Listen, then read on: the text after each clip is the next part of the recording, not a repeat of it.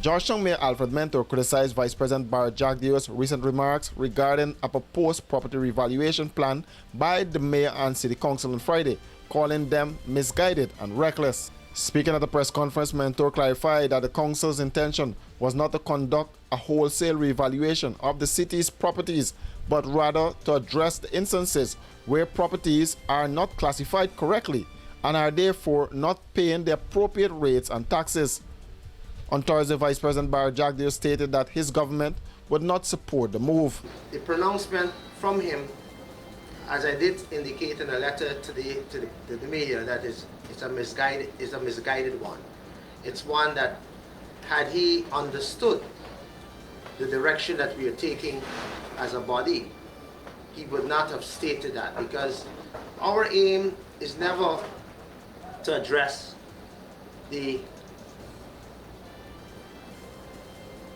a whole revaluation of the city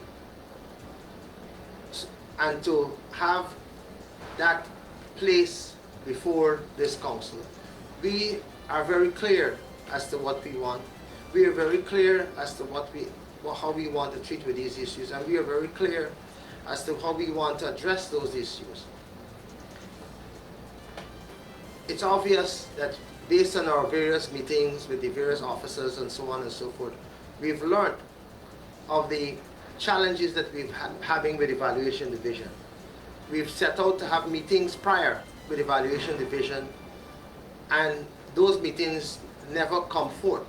So we decided, based on advice from the various councils, that we should write the Minister of Finance, who has dominion, or who's in charge of the Valuation Division, or which department falls under his portfolio, to have a discussion on matters that are affecting us. Not as it relates to valuation of the entire city, but in relation to properties that are going up.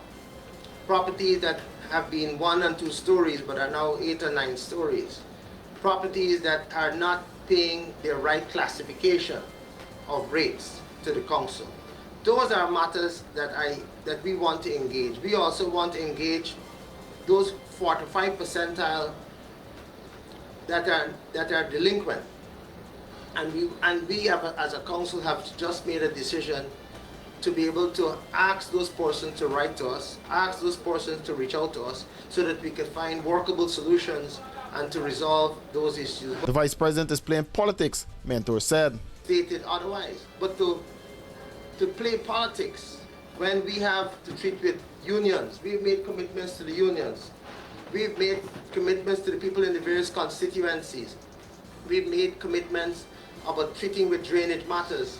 We have our building here, our administrative building, to better house our residents whenever they come to pay their taxes. Those are issues we want to deal with. We have our cemetery, which we saw government looking at some matters, but we have to deal with other matters of our own. We have markets. We have other infrastructural work that we have to do.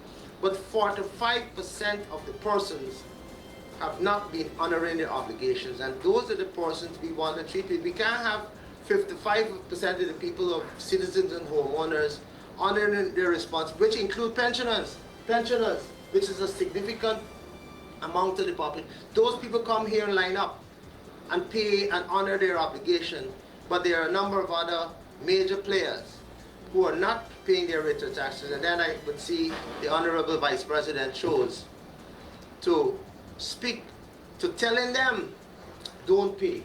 I thought that to be very reckless. I thought that to be very unconscionable, and I thought it was an issue that, again, would put the City Council in a very tough position. The mayor said the council understands the autonomy granted to them by Article 75 of the Constitution, which allows the council to make binding decisions for their institutions and agencies.